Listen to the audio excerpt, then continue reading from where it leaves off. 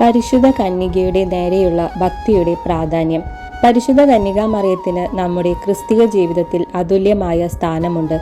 ദൈവമാതാവെന്ന സ്ഥാനം മൂലം സകല മനുഷ്യരുടെയും മാതാവാണ്. സഹരക്ഷക എന്ന നിലയിൽ ക്രിസ്തുവിന്റെ രക്ഷാകര വൃത്തിയിൽ മറ്റാരേക്കാളും അധികം പങ്കുചേർന്ന് നമ്മെ സഹായിക്കുന്നു.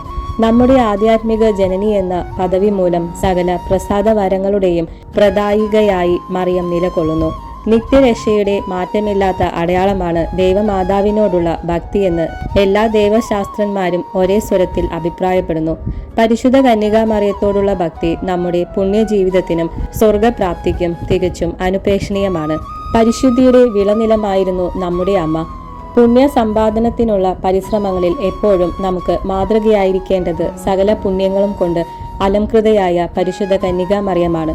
ജന്മം കൊണ്ടും കർമ്മങ്ങൾ കൊണ്ടും താൻ സമ്പാദിച്ച പുണ്യഫലങ്ങൾ സ്വസ്തുതരായ നമുക്കേവർക്കും വേണ്ടി വിനിയോഗിക്കുവാൻ മറിയം ആഗ്രഹിക്കുന്നു.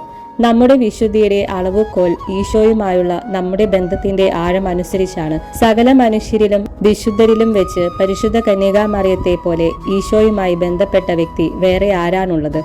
സ്വന്തം പുത്രൻ എന്ന നിലയിൽ ഈശോ മറിയവുമായി അഭേദ്യം ബന്ധപ്പെട്ടിരിക്കുന്നു. മാനുഷികവും ദൈവികവുമായ സകലവിധ പരിശുദ്ധിയുടെയും കേന്ദ്രമായി മറിയം പരിലസിക്കുന്നു.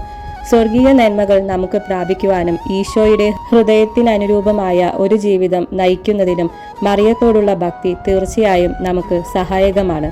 നമ്മെ അലട്ടുന്ന ഭക്ഷ്യപ്രശ്നം, ജനസംഖ്യാ പ്രശ്നം, തൊഴിലില്ലായ്മ, അസമാധാനം മുതലായ പ്രശ്നങ്ങൾക്ക് പരിഹാരം നേടുവാൻ ദൈവമാതാവിനോടുള്ള ഭക്തി സഹായകമാണ്.